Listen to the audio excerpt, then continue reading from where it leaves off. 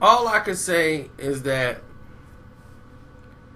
when you talk about greatest players in the NBA, you're putting Michael Jordan, the Magic Johnsons, the Oscar Robertsons, the Wilt Chamberlains, the Isaiah Thomases.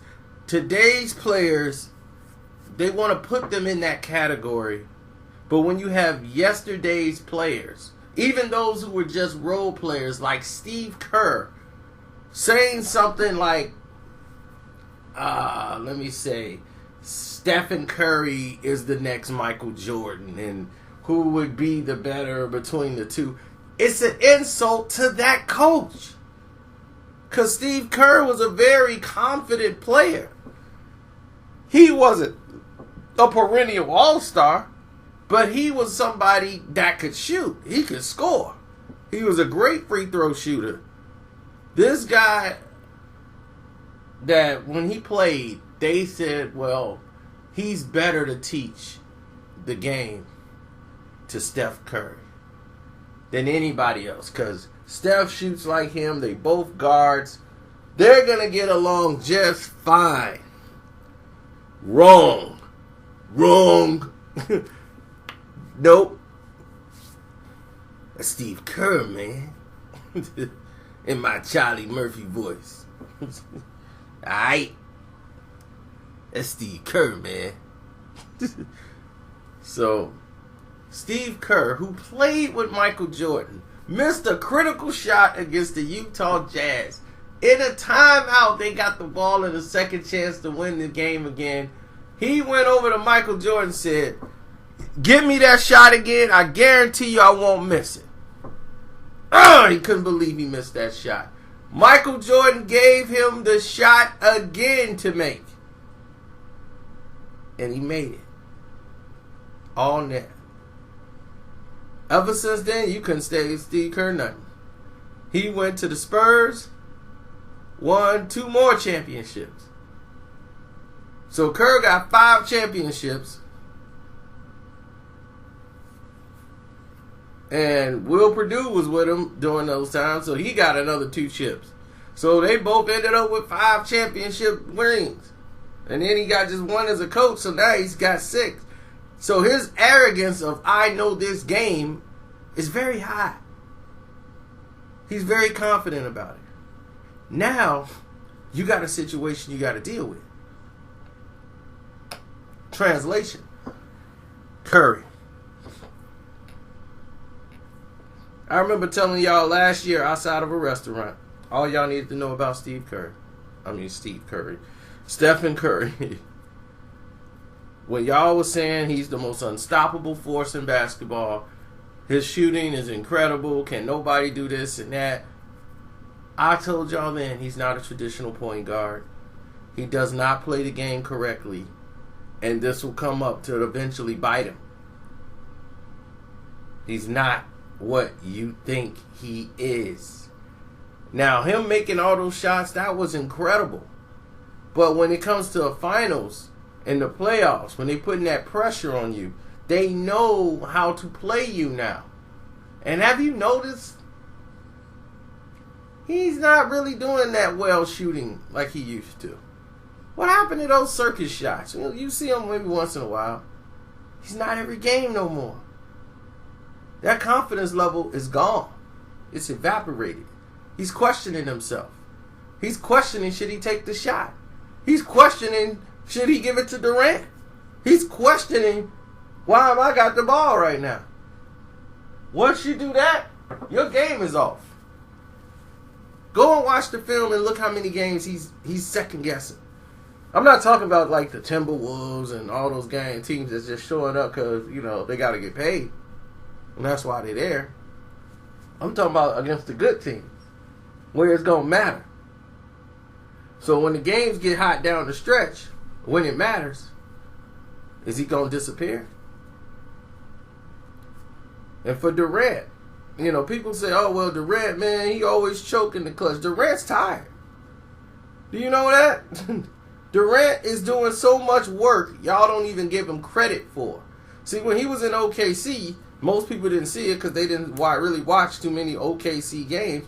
Durant is guarding everybody. He's battling for rebounds. He's doing everything on the court, and he's playing like 40 minutes strong. He can't piggyback like LeBron. He got to play. He's a scorer. So he's got to shoot. He's got to create offense for himself. He don't have plays off. He's got to guard LeBron, help out on LeBron. He's doing all of these other things, and he's guarding these fast point guards, small forwards. He's even guarded the point guards. But that goes under the radar. So when it comes to the fourth quarter, Kevin Durant is gassed. And yeah, he might be fatigued. And he can't hit shots. He might miss 3, 4, 5 shots in the fourth quarter. Because somebody else needs to step up. Get that man an assist or help. But they have not found their rhythm as to saying who's going to do what at what given time.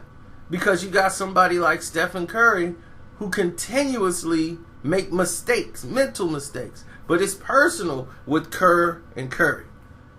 Kerr knows he could talk to Curry any old kind of way because he kind of doesn't like the way he plays. He just don't like it. He thinks this is just playground basketball and it has no place in the NBA. Bottom line. He likes the way Livingston plays the game. He likes the way Draymond plays the game. He will never talk to Draymond like that. The way he talked to Steph Curry. And Draymond had 6 turnovers, 3 in the fourth quarter, which was inexcusable. So, but he's all right with Dre because he knows Dre's going to play the right way. Draymond's going to play the game the right way. Steph, you got to stay on him to try to, and then, he's almost tuning you out because he don't really want to hear it. But he needs to learn how to play the game the right way.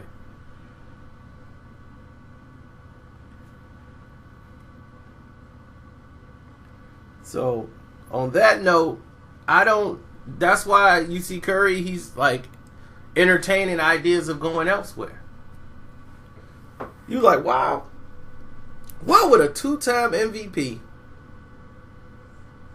be thinking about leaving? Going back to his hometown.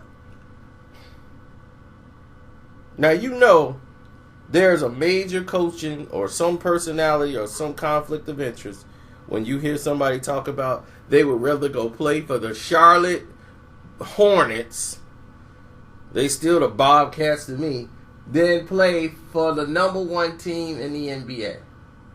You would rather leave to go play for Charlotte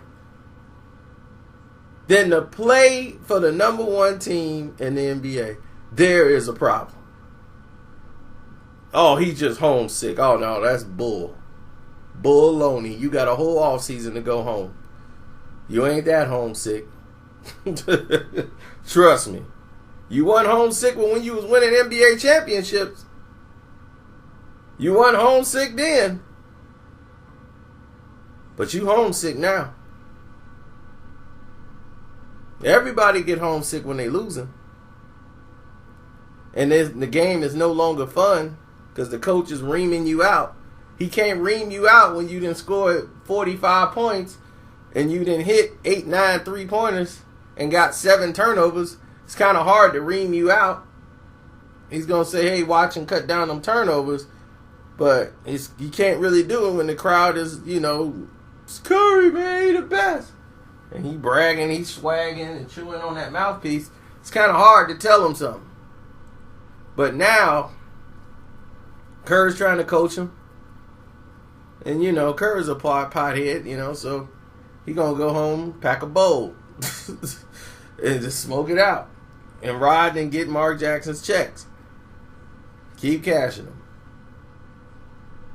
But he's temperamental because that's the way he was as a player. He was a fiery player because he demands perfection.